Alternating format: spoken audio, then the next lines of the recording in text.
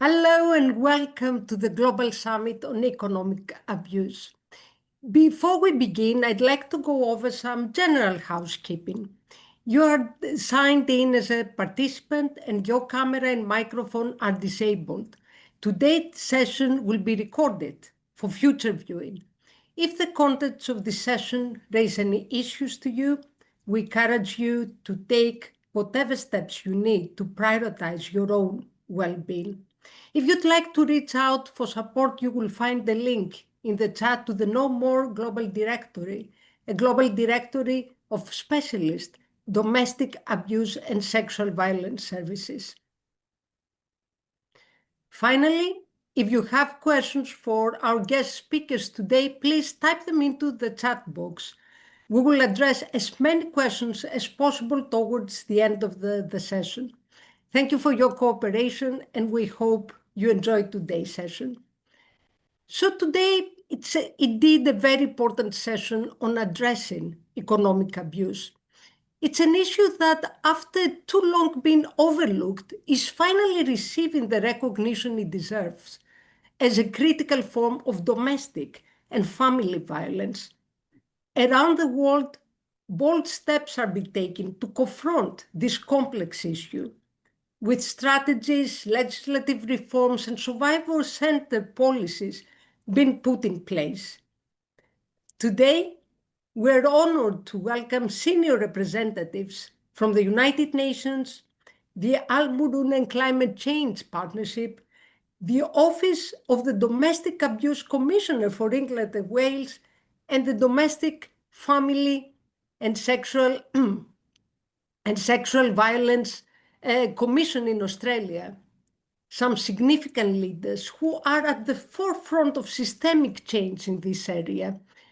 They will share approaches being undertaken to tackle economic abuse from across the world, covering topics from legal innovation and policy design to cross-sector collaboration and work with communities that are redefining our understanding of safety and justice. This session will not only highlight what is currently working, but also explore emerging practices and urgent needs. And it aims to embed economic safety into the core of responses to violence against women and girls, as well as to examine how these efforts can be expanded and adapted across borders. Whether you are a policymaker, a frontline practitioner, an advocate, or a researcher, this is really a unique opportunity to learn directly from those shaping the global response to economic abuse and to participate in a growing movement for economic justice. So thank you for being here. We're looking forward to this discussion. So maybe now we can move to our panelists. And to have a short introduction, we're having Ms. Reem Al-Salem, the UN Special Rapporteur on Violence Against Women and Girls, a very important mandate within the United Nations. Dame Nicole Jacobs, the Domestic Abuse Commissioner for England and Wales. Dr. Sosan Karaibe for the Al-Murune and Climate Change Partnership, and Ms. Michaela Cronin, Australia's first Domestic Family and Sexual Violence Commissioner. So maybe we can start with each one of you. If you can share a short introduction about what your role entails and how it relates to economic abuse. Reem, shall we start with you? Sure. So I'm an independent expert that is appointed by the Human Rights Council of the United Nations. So I'm not a staff of the UN, and the mandate has existed for the last 30 or so years. And of course, as you know, violence against women and girls is defined as the most extreme form of discrimination or violence that results really in very serious human rights violations of women and girls because they are women and girls. And so one of the forms of violence they can experience that is very gendered is also economic violence.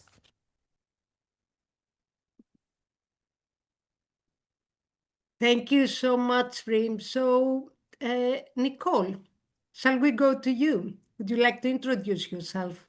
Thank you. My name is Nicole Jacobs. I'm the Domestic Abuse Commissioner for England and Wales. And what that means is I am a public appointee, so I'm not a minister of government. My role was created in a piece of legislation called the Domestic Abuse Act, which received royal assent in 2021. And in that piece of legislation, my role was created to raise awareness about the best of practice, but also to be an advisor to government and a healthy challenge to government. And I have a couple of powers through the legislation to seek information from public bodies in order to drive change and a more consistent approach to domestic abuse, but also to make recommendations to government and to public bodies that have to be responded to within 56 days. And I suppose my role starts in that piece of legislation because here in England and Wales, we've defined economic abuse as in our legal definition of domestic abuse. So a lot of my role is about driving that consistent approach to what that means, how it's implemented, what services are provided, which I'm sure we'll talk about. But thank you for having me. I'm really thrilled to be here. Thank you for being here with us. Such important functions indeed. So, Susan, would you like to introduce yourself and your role in relation to economic abuse? Thank you very much. It is indeed a pleasure. I lead a project called Al Muruna Plus, which is a regional project that is implemented in 4 countries in the Middle East and North Africa. It is led by the International Water Management Institute, which is a research for development institute, part of CGIR, which is the largest network for agricultural innovation. This project is funded by the UK government, and it addresses some of the main stresses of water in the Middle East and North Africa. And just one piece of information, over 60% of the population in the Middle East and North Africa are living in areas with high water stress. So the original project focuses on improving water security through nature-based solutions. So what does that have to do with economic violence and economic abuse? In our practice, to engage women was a very difficult task, which is the cornerstone of resilience, and they wouldn't come forward. And after looking deeper into analyzing what is preventing women from participating and being active in water users associations or agricultural cooperatives, it was social and gender norms, and specifically economic abuse, controlling behavior, and child marriage. Thank you. Fascinating work, and we will have the opportunity to hear more from you later. Michaela, last but not least, if we can hear from you, please. Thank you very much, Calliope. It is wonderful to be here with, I'm going to enjoy listening to this conversation as much as to contributing to it.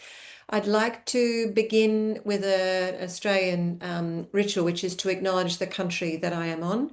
I am joining from the lands of the Wurundjeri people of the Kulin Nation here in Australia, and I pay my respects to their elders past and present. It is a very important and valuable ritual that we have been handed down from our First Nations people, who are the oldest surviving culture in the world. And as we know, as many cultures, one of the most disproportionately impacted by domestic and family violence as well. So my role was established, and I started 3 years ago, so a little bit after Nicole. And I was listening to Nicole's description because we have similarities but differences. I am similarly an independent, but basically a public servant, appointed by government to hold government accountable. Australia has a national plan which all of our jurisdictions have signed up to and committed to end domestic, family and sexual violence. We're 3 years into a 10-year plan, and it's our second national plan. And one of the reasons the Commission was established was in recognition that we haven't made as much progress as we would like to have as a country, based on the seriousness with which we are taking this crisis. Our National Prime Minister and National Cabinet, which is the bringing together of all of the leaders of the jurisdictions last year, acknowledged that violence against women is a national crisis. The national plan identifies financial and economic abuse for the first time as a critical factor. And I think that what we are all seeing is that it is being recognised, talked about and worked towards being addressed. The Commission's responsibility has a number of areas of responsibility with that. One is to promote the national plan, to keep it on the agenda, to keep government prioritising this work and thinking about it and investing in it. At the same time as I have to report annually on what the progress is. So we have an accountability function. The last thing I would say is there's a very core part of the Commission's role is to ensure that lived experience, that people who are the most directly affected and often disproportionately affected, that their voices are at the table and are listened to and are embedded in our processes and practices so that they are really driving change. And that is as much because that is the right thing to do, but also because it is effective. If you are listening to people who are most directly affected, you are most likely to develop effective solutions. They will also tell us most quickly when things are not having the desired impact. So lived experience is a really significant part of our mandate. And I would say it is lived experience that is the people who are directly affected are the reason that we are talking about this now. The advocacy for decades that this is what is going on in women's lives. Governments and countries all catch up after that. So that's important for us. Such important reflections, and already all of you have alluded to some very important factions and areas of work that we're going to get into more details now into our discussion. So maybe we can start with Reem first, with my first question to you. So let's start from a global perspective to frame a little bit the discussion from a global perspective.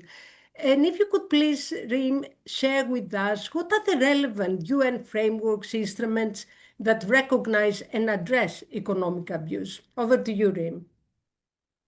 Thank you, Calliope, and it's really a pleasure to be also in the midst of such a distinguished panel of speakers and also to have you moderate this. So, economic abuse is increasingly recognized within the United Nations system as a form and dimension of violence against women and girls. And although the term, economic violence, economic abuse appeared relatively late in UN discourse, the underlying acts, so things such as depriving women of access to financial resources, controlling their income or property, or restricting their economic independence, they have long been understood as violations of women's human rights and as manifestation of structural gender inequality. And the starting point for that is, as you can imagine, one of the cornerstones or pillars of international human rights law, one of the most widely ratified treaties, which is the Convention on the Elimination of All Forms of Discrimination Against Women, which was adopted in 1979. And the CEDAW, that convention, defines, of course, discrimination in very broad terms, but it also mentions specific provisions that address economic abuse or could be interpreted to address that, like Article 13, which guarantees women's equal access to family benefits, bank loans, financial credits.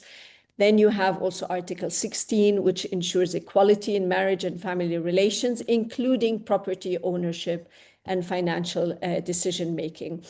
And we know also that the committee that oversees the interpretation of the convention established in its General Recommendation 19 that family violence can take many forms: physical, sexual, psychological, and coercive. And we know that coercive violence also can take place through trying to control the spouse, women, economically, deprive them of economic assets or income, or also exploit them economically because they are women, and therefore it features in this way.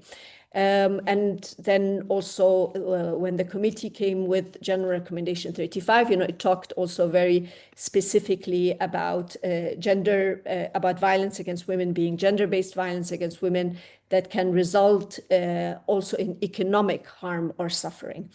And so this explicit last reference, I think, is critical because it places economic abuse, such as the control of a woman's earning, the denial of access to resources, or economic coercion, squarely within the definition of violence against women. And the CEDAW Convention and the committee have urged actually states to address this economic inequality. Now, then in 1993, we had the Declaration on the Elimination of Violence Against Women, and the declaration doesn't use the term economic abuse, but again, it very much talks about these broader acts that result in physical, sexual, or psychological harm or suffering to women, which could be done also through, economic means. I would say that, the subsequent General Assembly and Human Rights resolutions have strengthened this interpretation. One resolution of the Human Rights Council, in fact, on the elimination of domestic violence against women, noted that domestic violence may include economic deprivation and control. And another resolution of the Human Rights Council explicitly referred to economic and social violence.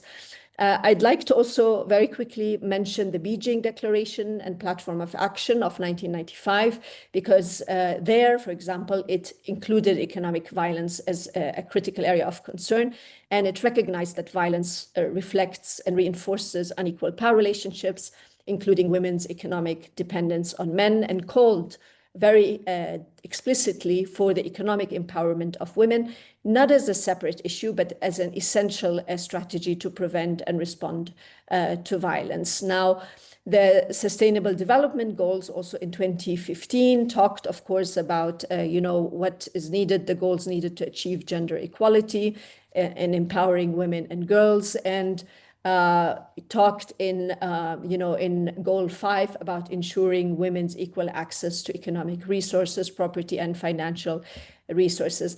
I'll close by saying that in addition, of course, to the international human rights instruments, the UN and my work as an independent expert, as a rapporteur, we also recognize and draw on the regional human rights instruments that have actually very explicitly named economic violence, whether it's the Istanbul Convention or the Maputo Protocol, which both have defined and prohibited economic violence. So to conclude, I think it is clear that the frameworks show a clear evolution, and that the UN has moved from understanding violence primarily in physical or sexual terms to a more holistic understanding that includes also the economic dimension of control, deprivation, and coercion. And there's this very, strong understanding that addressing economic abuse is therefore not only a matter of non-discrimination, equality, justice, but it is really integral to fulfilling women's right to live free from all forms of violence. I'll stop here. Over to you, Calliope. Thank you so much, Rim. So we see a very solid global framework that it's getting involved. We see a momentum by governments really evolving the global standards that we see in order to address economic abuse. But very often we see a discrepancy between the global frameworks and at country level in implementing these global standards. So share with us a little bit one part of your mandate, which is very important. I think it's the country visits. that Yes. you are undertaking every year. So how do you see economic abuse being addressed through your country visit at country levels? How are these global standards and frameworks are getting implemented? Can you give us some examples, please? Absolutely. So as I said, we are independent experts. I'm the fifth Special Rapporteur on Violence against Women and Girls. It started as of my mandate to actually explicitly also include girls. But from the very inception over 30 years ago, the mandate has recognized that economic structures and inequalities are in fact central to the perpetration of violence against women. And in fact, all of us, starting with the first rapporteur, Radhika Kaur-Swamy, laid the foundation or focused on this. So her, for example, country visits and thematic reports, established very clearly that violence against women must be understood within broader social and economic contexts, including poverty, displacement, denial of women's access to land, property, and employment. So in her visits, for example, to Rwanda and Bangladesh, she recommended income generation and social integration measures for survivors and framed economic empowerment as a form of reparation. Then the next rapporteur, Yakin Ertürk, built on this, and she in fact developed the political economy of women's human rights. So in her country visits, she examined how labor markets, privatization, and welfare policies shape women's exposure to violence, and she documented, in fact, forced evictions, loss of livelihood, denial of inheritance as manifestations of structural violence, and insisted that economic security must be treated as a human rights obligation rather than just a social add-on. Rashida Manjoo, who was the third rapporteur in her country visits, also urged states to include social protection, housing, and financial compensation. And for Rashida, it was very clear, in fact, that justice for survivors was incomplete without economic justice. The fourth rapporteur, Mrs. Dubravka Simonovic, really focused throughout her mandate on access to justice, and in her country visits underlined that survivors cannot access justice or safety if they remain financially dependent on their abusers. And so she also pressed for reforms to family and property law and improving labor protections and income support. And then when it comes to my mandate, I looked at how the situations of economic coercion, deprivation, and dependencies form integral parts or manifestations of sex and gender-based violence. And my reports explicitly frame actually economic harm as distinct manifestations of violence rather than merely a consequence. And so I emphasized on the need to actually also criminalize certain forms of economic abuse.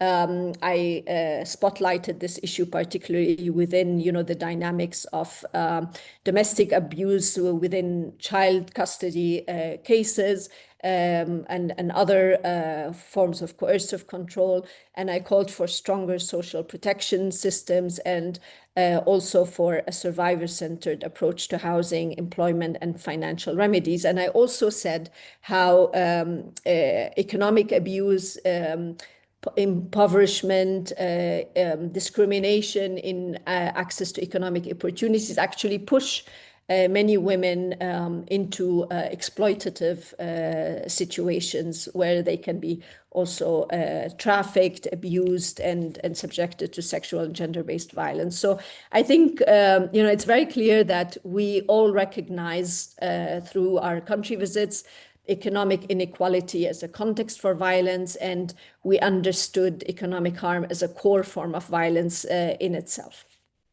Thank you, Calliope. Thank you so much, Rim. And I really liked how all special rapporteurs and in your mandate, how you address the issues that concern women in their totality, in their life cycle. And violence cannot be really perceived in isolation and addressed in isolation and economic abuse, but it really needs to be integrated into broader social protection policies and how governments address different issues in order to get into the core of the issues that we're talking about. Thank you very much. We really appreciated these interventions.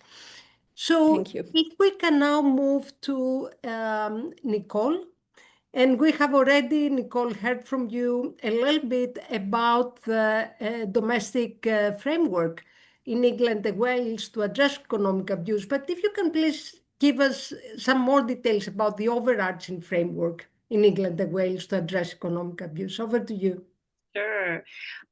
It's really interesting listening to Reem and reflecting on how much that work has influenced the UK over many years, the work of the UN and the special rapporteurs in particular. But I would start to tell the story probably just because we've got a lot to cover, largely from around 2017 here in the UK. That's when an organization called Surviving Economic Abuse was founded by, I will unashamedly admit, a very good friend of mine called Dr. Nicola Sharp Jeffs, but everything I say about her would remain true whether we're friends or not. But she's a really inspirational figure in that she had been working in the domestic abuse sector for many years. She understood the networks and the kind of the policy influencing. She undertook a Winston Churchill Fellowship, traveled around the world, I'm sure Michaela will know, to Australia and other places, and really started to formulate much clearer views about what could be done, should be done in the UK in relation to economic abuse.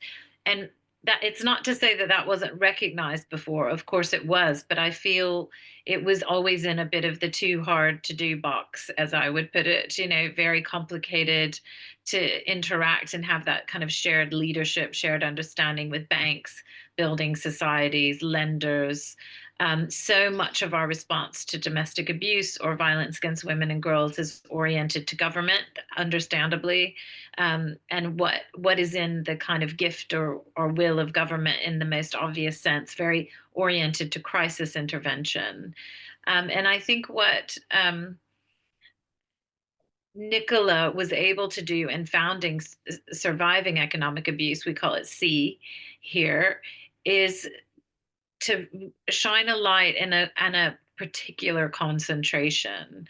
And what that allowed everyone who would play a part to do is really group their efforts towards that concentrated service or sector organization who could really work through some of the more difficult problems. So, that meant many kind of meetings and kind of generating a network of the right like-minded people within banks, building societies, financial authorities, but also in the Domestic Abuse Act, which I mentioned earlier, which was, a real effort to say we must have a legal definition. We have to have a legislative framework. And C was not alone in doing that, but it certainly helped that they kind of generated support around that effort. And we have in the Domestic Abuse Act a legal definition that includes economic abuse in our definition, and also extends a piece of there's a piece of legislation in our Serious Crime Act called coercive and controlling behavior. It was in 2015. It was only applicable if you were in the relationship, and we amended that, or the UK government amended that piece of legislation in the Domestic Abuse Act to make that applicable post-separation. And a huge influence in doing that, again, was Surviving Economic Abuse as an organization and all the campaigning they did, because so many victims, survivors of domestic abuse, were saying, they were calling the police, and the police were saying, well, it's, if you were still in the relationship, we could use this economic abuse as part of, we could have a criminal charge for this behavior as it relates to coercive and controlling behavior, but because you've left, it's no longer applicable, which was a real a distortion that needed a remedy. And so that was remedied in the Domestic Abuse Act. And that's created you know, a situation where first of all, it signals to the whole of society, this is an issue, this is something that must be addressed. It's part of our legislation, it's part of our statutory guidance that underpins that legislation.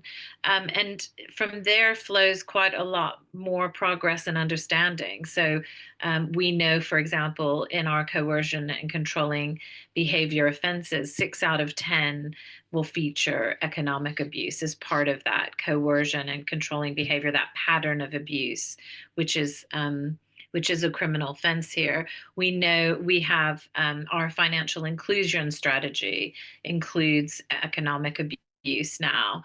This wouldn't have likely happened, you know, a handful of years ago because of the legislation signaling such a strong steer towards progress. We've had obviously in our violence against women and girls strategy, we're in England and Wales, we happen to be waiting for our relatively new government to publish its strategy, but it will no doubt have some of those elements in it that predominantly relate to economic abuse. Just last week, I was at a launch of a good practice guide, which had our financial regulators attending, banks, businesses. There's so much more progress that we've made really in quite a short time because of the legislative underpinning that we now have.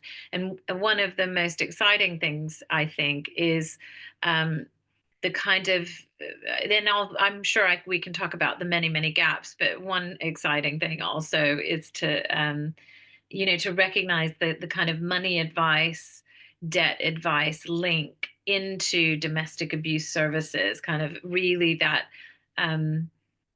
the much needed kind of cross section of work that happens between money advice, debt advice services, domestic abuse services, and learning from each other.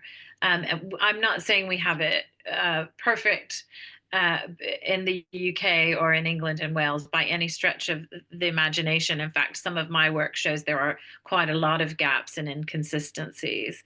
But it does really set a standard that we really hold to and work from, which is very, which is quite inspirational in many ways. And just getting to that kind of know-how, what practically needs to happen when victims and survivors are seeking help, what can the reasonable responses be from our financial regulators, businesses, the kind of mortgage advice, for example. You know, these are very difficult problems. We haven't problem solved through at all of it by any stretch, but we're certainly kind of gathering a coalition of the willing in terms of people leading this work, which is a very far cry from where we were.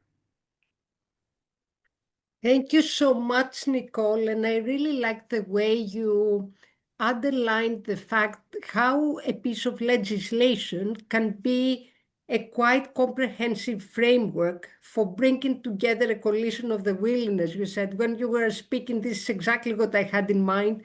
And also how you facilitated a cross-sectoral collaboration across domestic abuse service providers, banks, and finance advice. I really like the connections and also the whole of society clear message that you gave through this piece of legislation. And of course, there are always gaps, but I think this is an excellent beginning that you introduce us to. So maybe I would like to have a follow-up question to you because I've just read your office's report, The Patchwork of Provision, which is excellent. I really enjoyed reading it. Very, very rich findings, I have to say, which explore the needs of victims and survivors. And based on its findings, what do you think? What more does the Westminster government need to be doing to address economic abuse? Back to you, Nicole. Thank you. And thank you for the comments on the report. One of the real driving kind of the whole reason for my office to exist is to really try to illuminate the best practices that are there, but also this kind of patchwork we tend to see in England and Wales, where you've got the most frustrating thing is, you can see really excellent provision in some areas and not in others. So I think that applies very much to economic abuse as well. One of the things that this report did was we received feedback from thousands of survivors of domestic abuse, adult survivors, who were able to explain to me what they were looking for when they were seeking help, what were they able to get, and we then mapped, precisely what's out there. And one of the things that we found was that very often survivors are looking for information about financial abuse, economic abuse, and they really struggle still to find accurate information. Practitioners who feel confident in doing that. So there's so much that we need to do to kind of make sure that we have specialist, economic advice, that is confident, able to advise. And of course, we have some accreditation involved in providing financial advice and making sure that we're not overstepping in some ways and being very planned in our kind of professional development of how that works. But we really have quite a ways to go to be able to get to that. We have a real need for legal aid, the kind of legal help that is needed. One of the things that I published just 2 weeks ago was it was a family court research report, which found upwards of 90% of the family court people who are going to family court who are not able to mediate or to settle, say, child arrangements out of court. It shouldn't surprise us, but it has been quite a huge shock here, the research findings, which was that upwards of 90% of that work does include domestic abuse. And we entitled that research Everyday Business to say, the work of family court is domestic abuse and it's everyday business. And yet we have a very siloed approach to financial remedies in these situations. So we have some movement afoot and some improvements in relation to child arrangements, but there's a very siloed approach to financial arrangements, and it's not currently reflecting our legislation, which is, the fact that financial abuse, economic abuse is part of our legal definition. Coercion and controlling behavior post-separation is a legal offense, and yet that doesn't seem to be reflected in our financial proceedings. We have a lot more of a need for emergency financial funding. One of the kind of tiny green shoots we've had in recent years is the government here being willing to set funds aside for, they call them flea funds, but essentially more flexible funding, which I'm a strong believer in. If you put that in the hands of experts who are trying to problem solve day to day for victims, survivors of domestic abuse, there's a lot of sense and in fact quite a lot of evidence which points to having more flexible funds available so that things don't become so protracted or in such crisis that options become more and more limited to survivors of domestic abuse. So we have a lot to do. I want to give you a balanced picture of what's happening here in England and Wales, and that we still have a long way to go. But I believe what's happened is our understanding and thinking is becoming much more naturally oriented to economic abuse as part and parcel of the range of behavior of what you would see in relation to domestic abuse, and that it rightfully has a place. And that there'll be an increasing understanding and expectation that we will address these things. We also have quite an interesting, just something Reem said earlier about housing approaches and the kind of economic instability. We are starting to cultivate more holistic housing approaches for domestic abuse. So using flexible funds, for example, but also like in addition to what we tend to think of as refuge, or in some countries shelter accommodation, much more broad ambition in addressing everything from street homelessness and its links to domestic abuse, all the way through to people who are having trouble paying their mortgage because of recent separation or economic abuse, where a perpetrator is, purposefully running up debts or not paying mortgage payments, all of those kinds of things. That becomes legally very complex, but it doesn't mean we shouldn't do it. And so we are increasingly, again, with some of the help of Surviving Economic Abuse, who really lead the way in bringing partners together, bringing the right kind of experts together to solve those things. And can I say the obvious, an international summit like this really, really helps, because what so many of these businesses are international, and we must start, and I really applaud the effort of starting to kind of make these links much more proactively internationally. It helps us all. Thank you so much, Nicole, for this really comprehensive good practices that you presented and how you continue building on the findings of this report. I really like how you managed to draw linkages between homelessness, housing, broader social protection issues for addressing violence and domestic abuse, because as we know, they're very strong linkages between the two. So I really liked how you drew these linkages together. Thank you very much. And now we would like to move to our third panelist, Michaela. And Michaela, you talked a little bit about Australia's national plan to end violence against women and girls in your presentation. And economic abuse is one of the focus areas in this national action plan. Can you please elaborate a little bit? What has that meant in practice? Over to you. Thank you, Calliope. And look, it's very interesting listening to Nicole, and I'll build on some of what she said, because there are so many parallels, aren't there, for all of us in whatever jurisdiction we're in.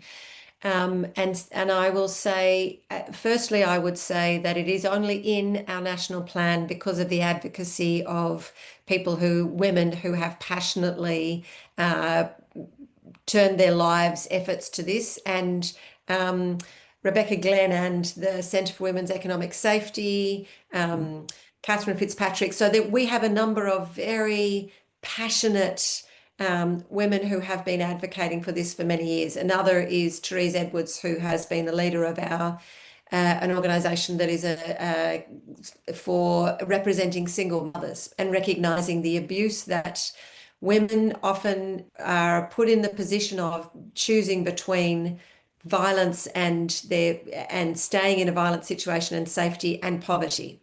And the work, there's been some really significant work done here around what that choice is.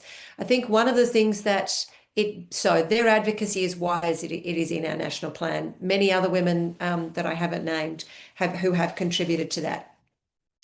What I would say is that, again, like Nicole has said, has meant that we have a national focus now that has led to changes in a whole range of ways. Again, we're not where we were, but we're not where we need to be. We have a long way to go, but we have achieved some pretty significant change. And as I was listening, I was thinking about the way that we need to, and what our plan talks about, is respond to individual women and children's needs. How do we make sure that the system is able to respond and keep them safe? So what the safety issues are in the moment. We have a similar flexible payment that is one of the largest financial commitments that our government has made to responding to domestic family violence, which is called Leaving Violence Payment, which is a very flexible payment that women can access when they need to make that choice, that they often don't just have the money that makes it possible for them to make a choice about their own safety.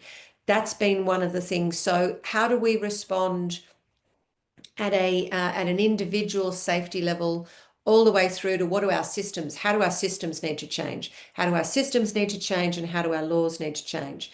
Because one of the things that we all recognize is that wherever a system can be weaponized against someone to cause them harm, it will be, right? That we need to, so we've done a lot of work. Our e-safety commissioner, excuse me, has done a lot of work, Julian Mangrant, around safety by design principles.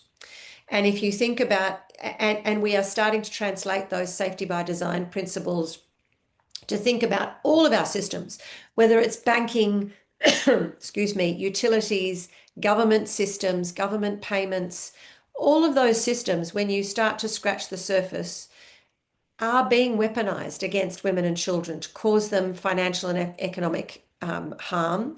And one of the things that we receive communications, and I talk with women who have experienced domestic, family and sexual violence all the time. And one of the, we recently had our Parliament had a joint committee inquiry, and women made presentations to that. And one of the women that came with me, and I spoke about her experiences, talked about the long tail of financial abuse. So a bit like what Nicole said, people recognize violence that occurs when you are living and cohabitating with somebody, but the long tail of financial and economic abuse goes on for women for many, many years and is not recognized because they think, oh, well, you've moved on. You're no longer living with that person. And a lot of women talk about the fact that I left, but actually he is still controlling and destroying my life and my children's lives, making it very financially difficult for me to move on with my life. So what is it we need to do to address the systems? We are working on what we need to do to address the systems, to support, to provide support, what is needed for healing and recovery. What is needed for healing and recovery and housing is so critically important in that. But one of the things that our government is really focusing on is that point about when we are conducting an audit of all government systems to understand how they are being weaponized and what do we need to do to change that. We know, for example, child support payments and the way our tax system is being weaponized so that, and again, Nicole referred to this, and I think Reem did as well, about racking up debts that in women's names, not appropriately reporting what your income is, so that children are not receiving the support, the financial support that they should be. So our government is undertaking an audit of those systems. We know again that, and again, the only reason that businesses are recognised in our national plan in the way that they should be is because of some of those people that I mentioned before, particularly Catherine Fitzpatrick, who I know is presenting at this conference as well. And I would encourage you to watch their presentations because they are inspiring women who are driving real change. But the work around understanding the way private financial institutions, banking, utilities are being weaponized to cause financial and economic abuse is something that we are doing work on. And that, again, there is a great deal more work to be done. But the three principles of safety by design that our governments and our institutions and our private sector are really starting to grapple with and think about are, so service provider responsibility. What is the principle? What is their responsibility around ensuring that their systems are not being weaponized? How can you then, so that's the first principle. The second is around user empowerment and autonomy. How do we actually ensure that we are, that users and women are empowered within those systems? And then transparency and accountability.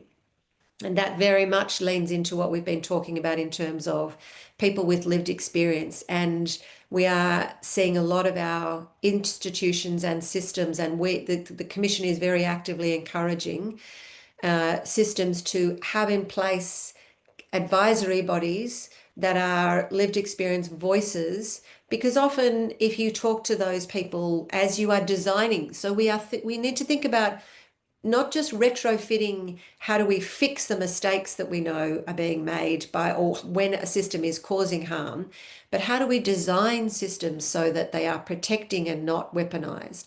And the people who will tell you that the fastest are the ones who have experienced the impact of those systems. Single mothers will tell you, you know, if you ask them the right questions, they will tell you, oh, this is exactly how he will weaponize that against me.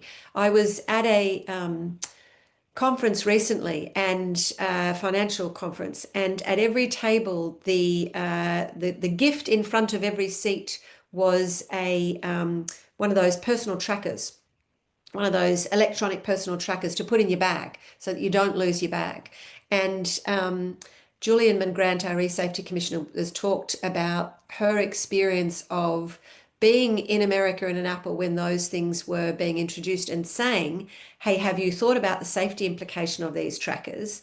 And it took 9 months. It took 9 months, but she had already told them this was going to be an issue. It took 9 months before they addressed that and introduced a way for someone to identify whether or not they were being tracked.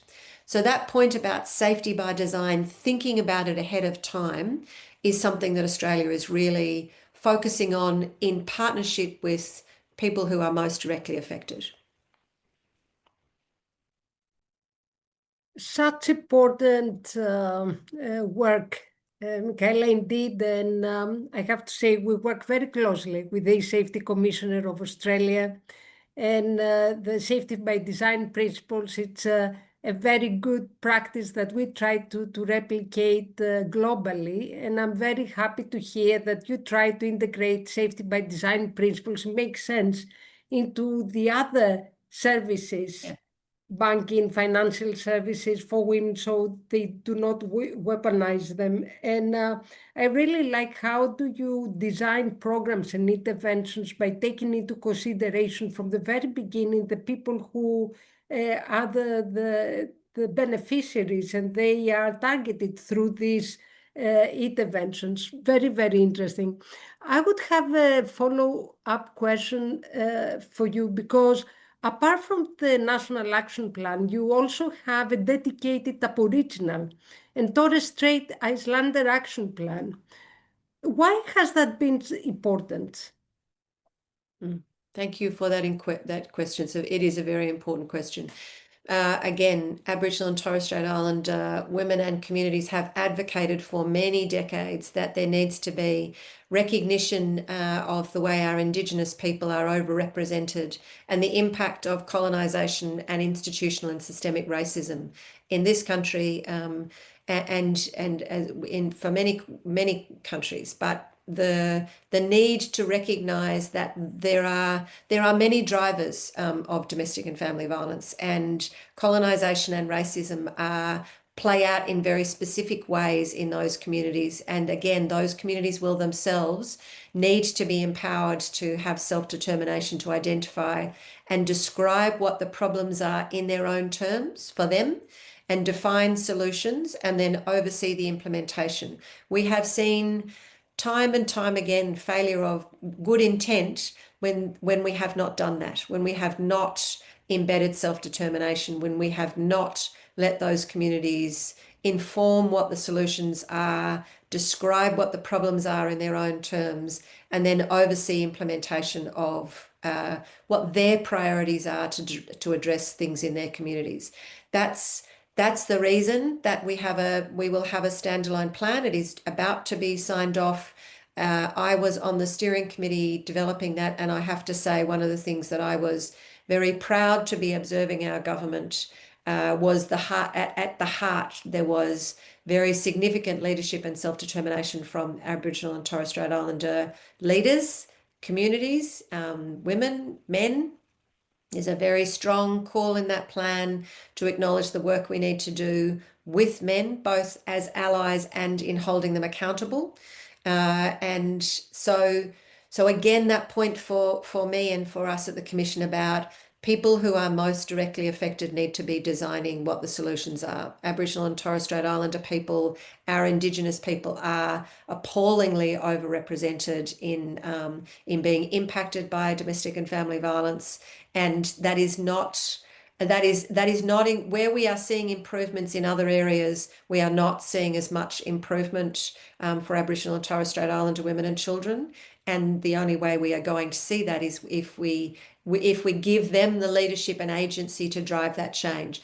That also that those principles also work with it for other overrepresented populations, whether you are talking about older women who are often invisible in our systems, LGBTQI plus communities, other migrant and refugee communities, and the other population that is a priority for us really to be thinking about is women with a disability, and the different nature of the way these problems play out for those people from different perspectives, and that they need to be part of identifying what the solutions are. Thank you so much for this really excellent intervention, Michaela. And I would like to move now to our last panelist, Susan. And if we can start with the preliminary question to you.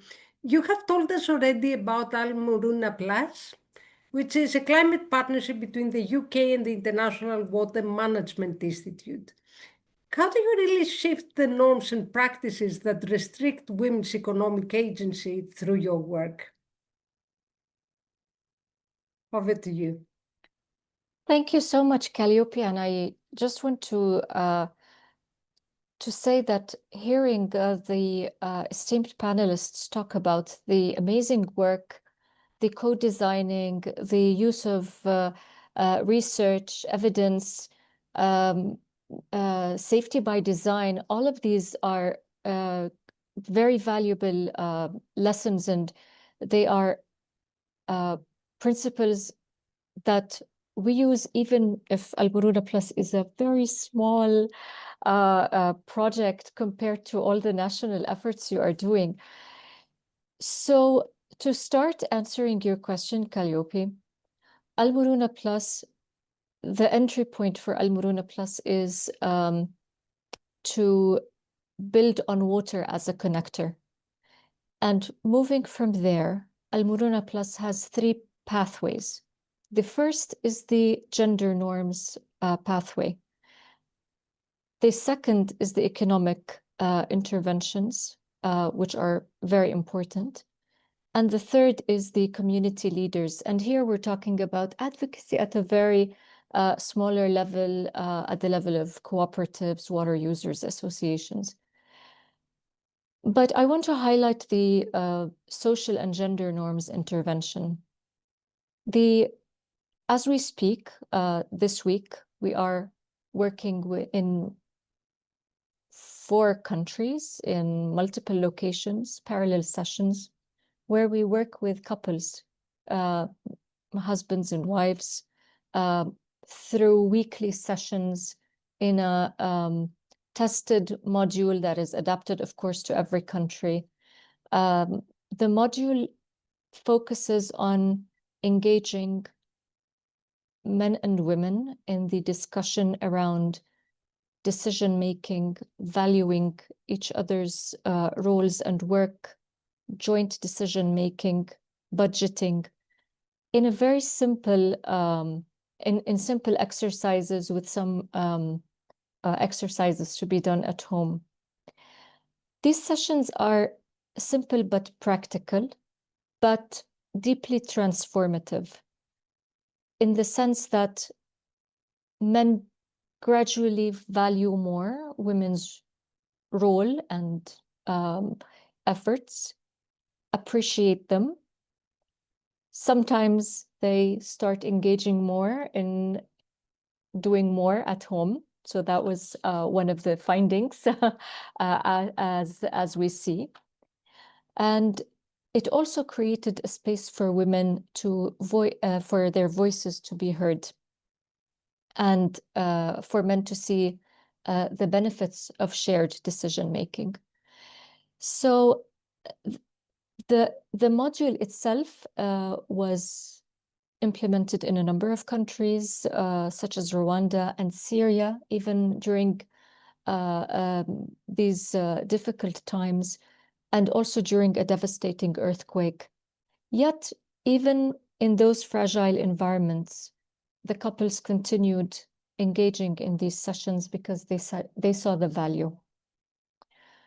Now, the panelists, Nicole, you mentioned research, and underlying Al-Muruna is a rigorous research. So we have completed baseline surveys, baseline evaluations, to guide innovation and learning. But this evidence through the baseline, endline, even post-endline, we measure the shifts based on after the interventions, after the economic interventions as well. So early results from Syria, for example, there is a sizable decline in intimate partner violence, and especially economic violence or economic control in the household. And of course, to do so, we have to abide by also rigorous ethical guidelines. Safety by design, safeguarding is very important here. So overall, we do reach a proof of concept. And shifting social norms isn't a side effect of development. It is the foundation of resilience. And the ultimate lesson for us is that improving gender dynamics is a critical enabler for the success of climate change adaptation and nature-based solutions. So it is a complete cycle, and although the examples are very micro in Al-Muruna Plus, but there are important lessons to be shared. Over to you. Thank you so much. It's micro, but very, very important, because that's how we build research and evidence around the interventions that they work to prevent the root causes of violence, including economic abuse. And I think it's very important what you mentioned, the element of the gender transformative approaches, because we know by now that this is what evidence shows to us. I would like to ask you as a follow-up question. Apart from the social norms that you spoke so well about, what about the partnership? How the partnership addresses discriminatory laws that prevent women from owning land and other assets that we know very often they are interlinked as well with violence, abuse, including economic abuse, of course.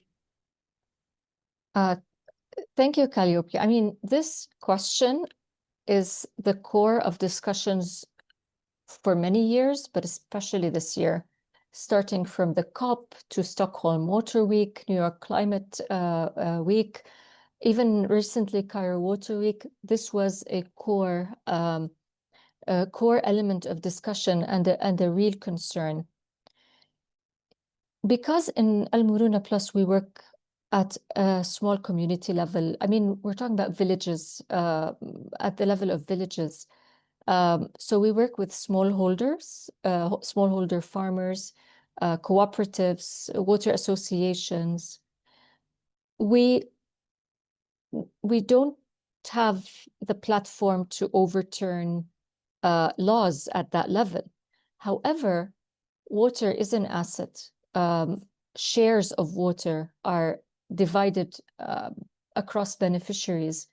So what we're doing is supporting women's voices to demand and have a place in the decision-making table of the distribution of water, timings, shares, and so on. But I want to give an example of assets at the village level. And what we found working in one of the small villages in the delta of Egypt, where artichokes are being planted and exported. So I met a woman called Sahar early on in the project, and she and her other women would wake up very early in the morning, walk a long distance to sit in a food processing facility. And they are paid a very small amount, earned so little, barely 50 Egyptian pounds at the time. So we're talking about, I mean, very much less than half a pound a day. But by the time she comes home in the evening, she felt, in her words, that she's chasing two sons, the one that is for her family and the one is for working in the processing facility. So with our support, we've worked with the women to create a smaller facility just in their backyards, and they own it jointly. Sahar, Zainab, Suma, and other 7. So every 10 women own their small processing facility of artichokes, sunflowers, etc. And for the first time, they say that they work at their own pace, their own rhythm. They are no longer counting hours. They count now their seeds, their hopes, and they engaged in their first contract to buy and process their products. So now they share their income, they share decision making, they are accountable to each other.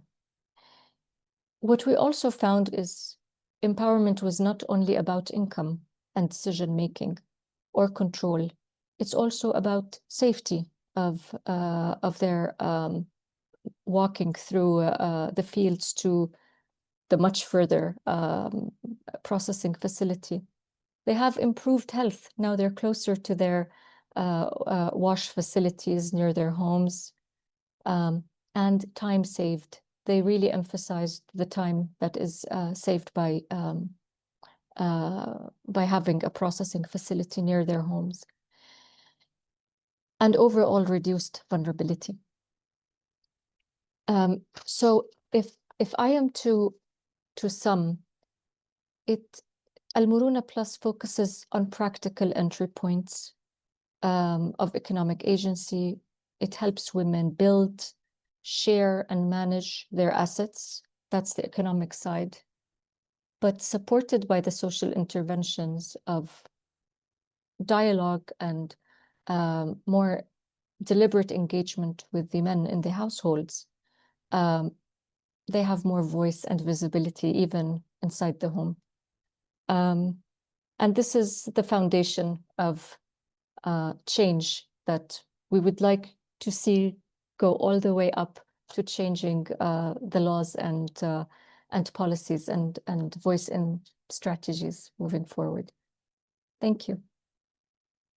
Thank you so much. Definitely very important foundations and building blocks, starting from couples, communities, in order to lead to the more sustained changes that we would like to see governments putting in place in order to sustain the results of such good programs and interventions. I have to say that that was a really fascinating conversation, and so many different approaches on how to tackle economic abuse happening around the globe. We started from the global frameworks, mandates of within the UN system. We heard from Australia and the UK, and also we saw some common trends and approaches there, and also how the activities and work and gender transformative approaches at community level can also lead to sustained results in the longer term. If I can ask the panelists, just one thing that you and women could do to support your efforts to address economic abuse, what would it be? Shall we start from you, Nicole? Great, thank you. I really enjoyed today, so thank you so much for the invitation. I would say how inspiring it is in thinking about our own strategy, thinking of the more of the work at the community-based level and the kind of gender norms. We're really trying to accelerate our ambition here in the UK by being much more focused on that type of work. So this has just been such a nice, well-rounded panel discussion. I would say the obvious, maybe it's unfair to the other panel members, but to me, it's the support from the UN for this international coalition about, to address economic abuse. I think we could just go further, faster, to just have that concentrated effort together. As I said earlier, here in the UK, we've done really well with surviving economic abuse and all of the people and survivors. And I mentioned Nicola, but obviously it takes so much more people involved in any effort. But because we've had that concentration, that has taken us a long way. And I could see that equally in having the International Coalition Against Economic Abuse. It's something that we could all look towards and benefit from. So that would be my plea. Thank you very much. Thank you so much, Nicole, and please count on UN Women to be allies in this international coalition on economic abuse, such an important area of work and aligns very much with our strategic priorities and our mandate and work around the world. Michaela, can I turn over to you, please? One thing you would like your women probably to do to support your efforts and work. Completely agree with Nicole, and I think that alliance building, we know that there are some places we are gaining ground, there are some places we are losing ground, both across the globe and in this work. So coming together and supporting each other where we are losing ground and where we have sisters and organizations that are really struggling is something UN Women can help with. I think the one thing I would add, though, to that is we have established a lived experience advisory council at a national level.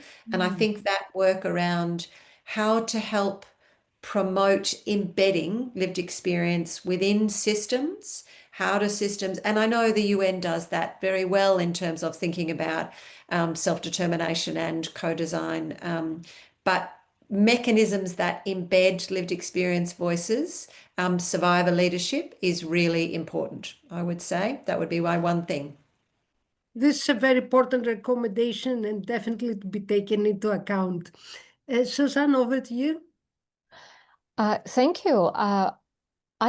I really want to take a step back and really appreciate this journey where we have started since the Convention on the Elimination of all forms of discrimination against women until now. Looking back, the journey had a lot of very important milestones, and they build on each other. And if it wasn't for this platform that brings us all together in debate and discussion, we wouldn't be in this session anyway. So if I am to have one addition, is to really keep sharing these progresses, the learnings. The lived experience platform is very important, especially in the context of the Middle East and North Africa. I mean, we would love to hear more. Another area maybe to add is thinking beyond only what the state can do or the national government can do. The work with the banks is very important. The work with the landlord associations and all these circles is very important. Thank you. This is a very, very important reflection and recommendation, and I understand that there are so many other sessions in this global summit on economic abuse that they are going to share a lot of good practices from different actors. Definitely, as we are just a few actors in a broader global picture. And definitely, we hope that from the Global Summit that we will have some concrete recommendations, good practices that we can share across the globe. I really want to thank all of you for speaking at today's event. I personally found it fascinating. It was such a pleasure meeting all of you. And thank you to all of our participants, the audience that have listened to us. Thank you very much.